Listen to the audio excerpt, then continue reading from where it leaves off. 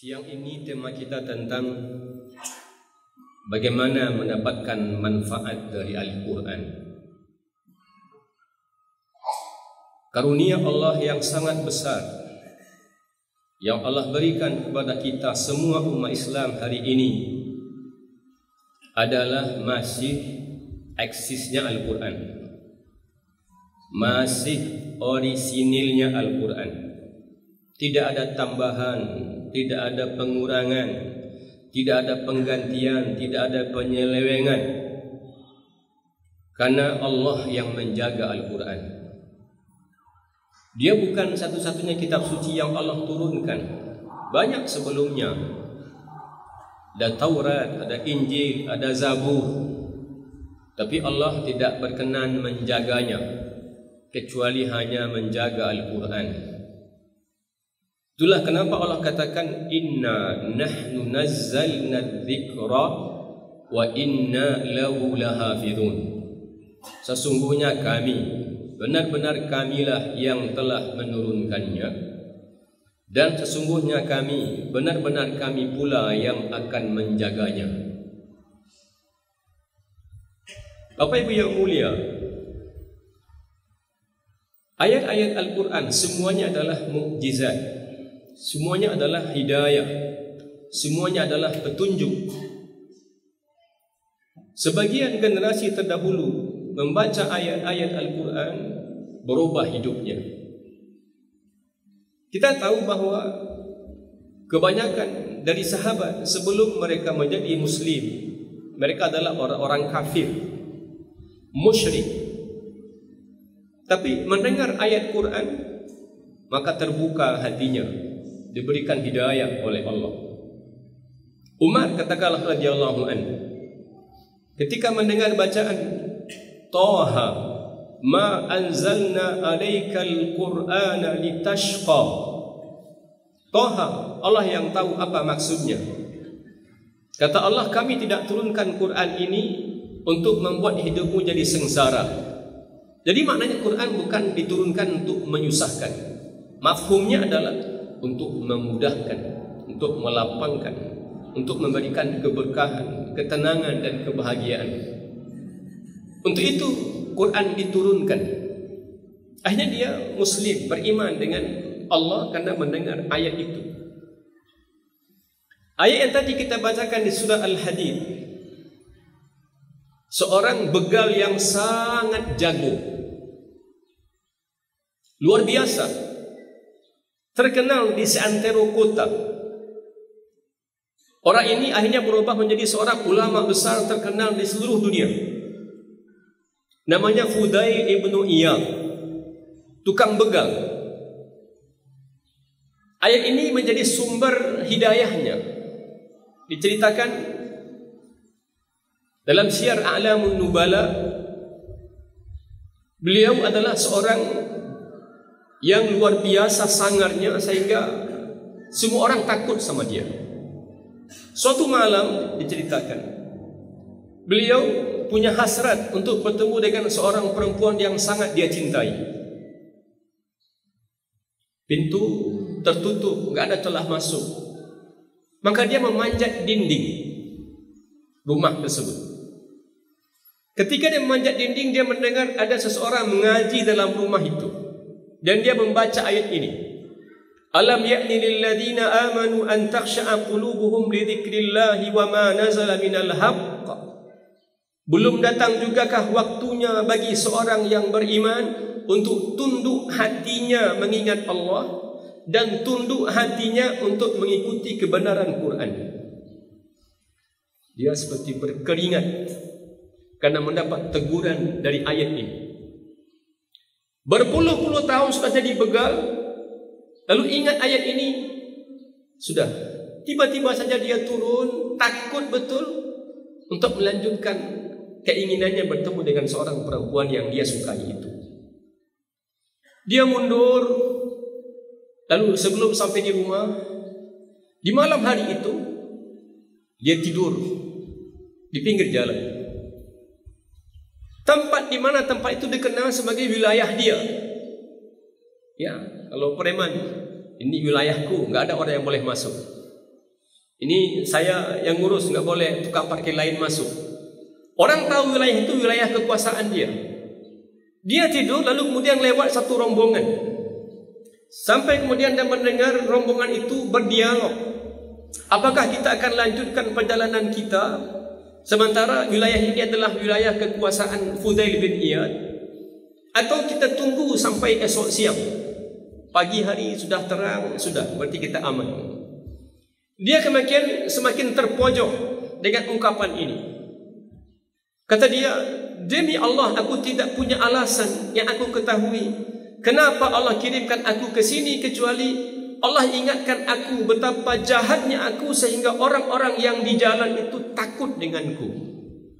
Ya Allah, hari ini aku bertobat dan aku akan buktikan taubatku untuk aku menetap bahkan di samping Masjidil Haram.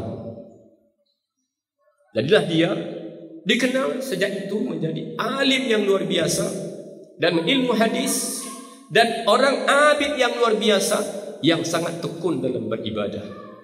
Satu ayat bisa merubah hidup manusia. Utsman bin Affan diriwayatkan bila beliau mendengar ayat ini, baka beliau menangis sampai-sampai dia tidak biasa menahan tangisnya, hampir pingsan karena merenungkan ayat ini. Padahal Ibnu Mas'ud katakan ayat ini turun baru 4 tahun setelah kami menjadi orang beriman.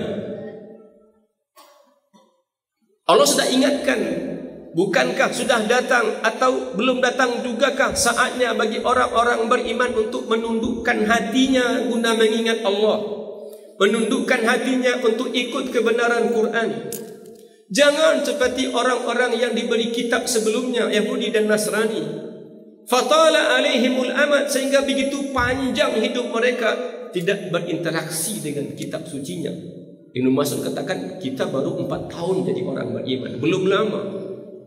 Allah sudah ingatkan, fatala alaihimul amad, lama mereka tidak berinteraksi dengan Quran, faqasat qulubuhum, sehingga hati mereka menjadi kesat.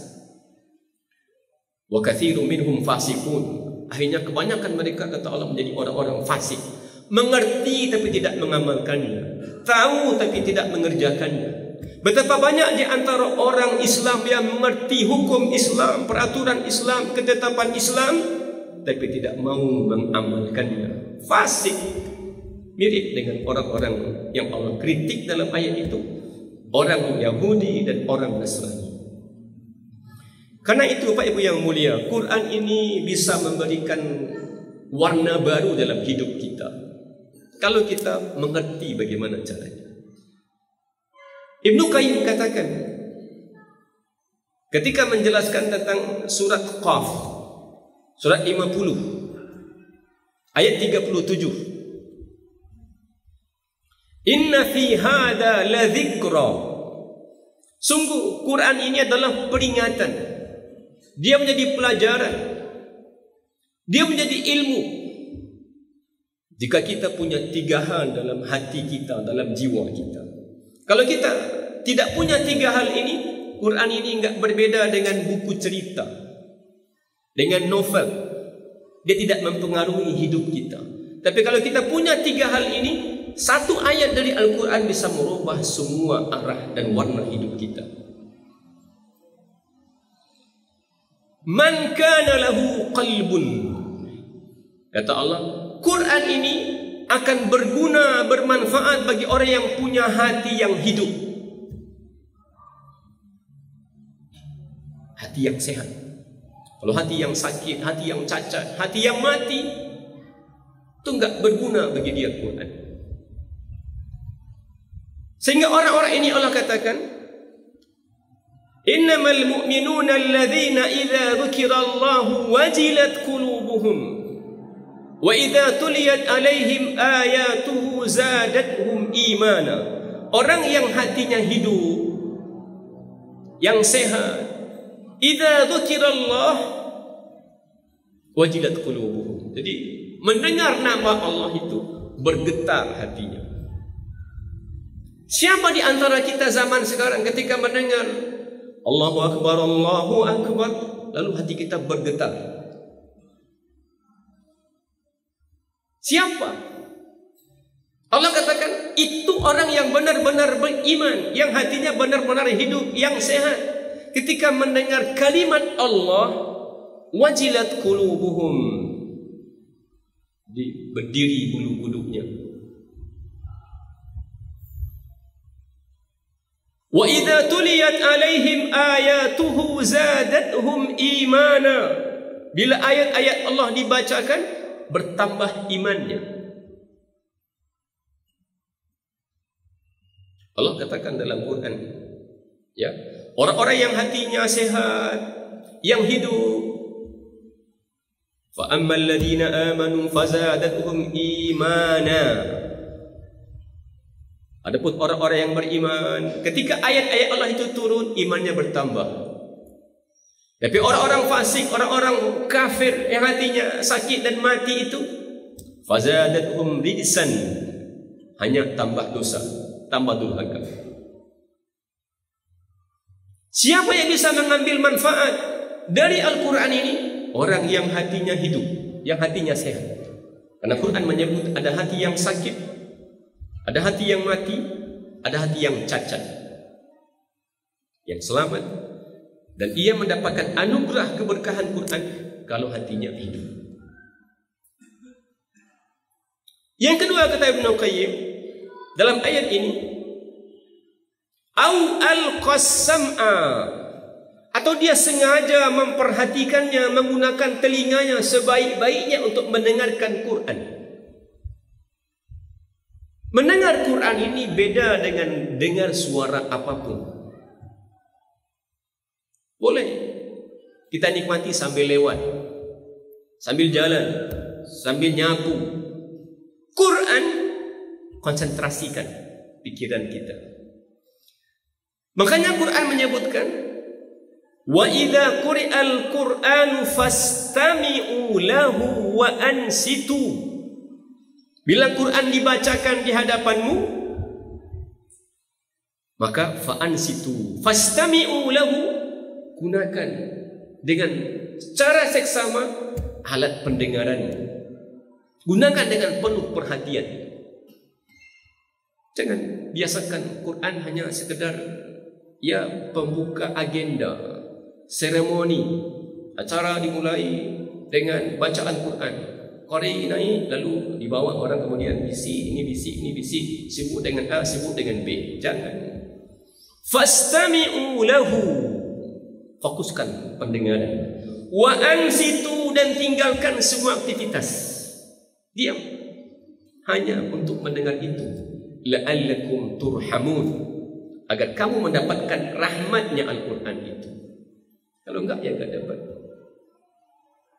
Wa huwa syahid. Yang ketiga, kata Ibnu Qayyim dalam menafsirkan ayat ini, dia merenungkannya.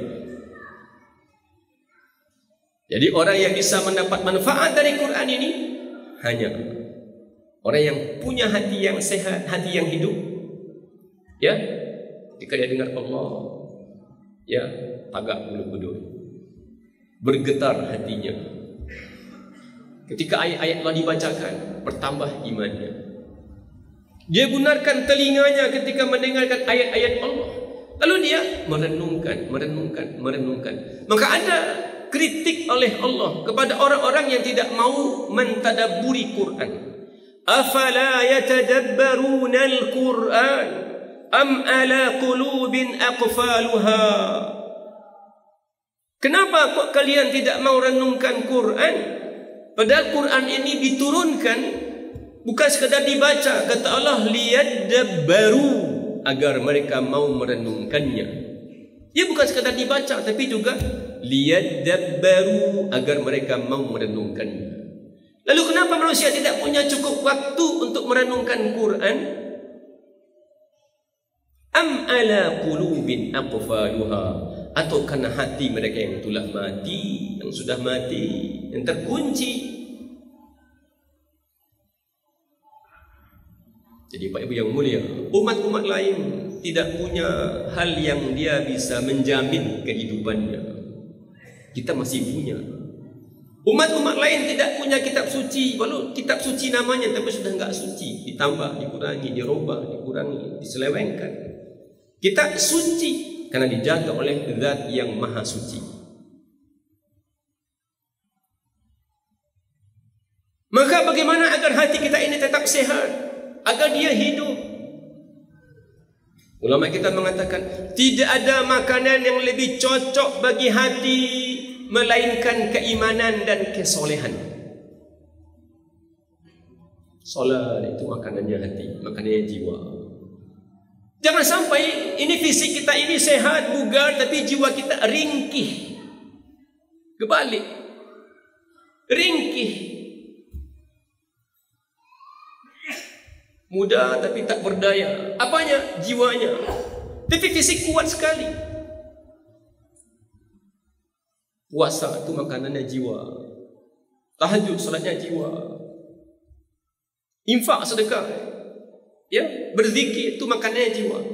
Dan tidak ada obat yang paling manjur bagi hati-hati yang sakit melebihi Quran. Jangan sampai Bapak Ibu yang mulia, sakit fisik sedikit, lalu seisi rumah repot gara-gara sakit kita yang sedikit itu. Gigi cuma yang sakit, tapi semua orang di rumah itu panik gara-gara hanya sakit gigi. Keselio kakinya, ya, sibuk tetangga kiri kanan mengurusinya. Gak ada orang rasanya mati karena sakit gigi, ya, gak ada mati gara-gara keselio. Tapi ada penyakit dalam hati yang bukan hanya berbahaya untuk setahun, 2 tahun, lebih berbahaya dibanding kanker stadium 4, stadium 5. Kita tidak menyadari sebuah penyakit sehingga kita tidak mau mengobatinya. Perasaan rasa lebih baik dibanding orang. Kita pasti benar, orang lain selalu salah. Ini siapa ini? Aku jauh lebih baik, lebih mulia, lebih terhormat dibanding dia. Penyakit itu jauh lebih berbahaya dibanding penyakit fisik, bahkan stadium yang paling berbahaya. Dan kita tidak menganggap itu sebagai sebuah penyakit. Nabi katakan alaihi salatu wassalam, la yadkhulul jannata man kana fi qalbihi mithqala dzarratin min kibr. Tidak ada tempat jatah bagi orang yang punya sedikit saja kesombongan dalam dadanya. Tidak ada kafling apapun untuk mereka di sorga, di akhirat kelak. Yang dengki, yang iri, yang pemarah, ya, yang benci, suka bermusuhan, itu penyakit. Ulama kita katakan tidak ada makanan yang lebih enak, yang lebih bergizi bagi jiwa melebihi iman dan kesolehan, dan tidak ada obat yang lebih manjur bagi jiwa, bagi hati melebihi Quran. Jadi cukupkan gizinya hati kita dan obatilah penyakit-penyakit yang dalam dada kita ini dengan Al-Quran. Allahu a'lam wa a'lam.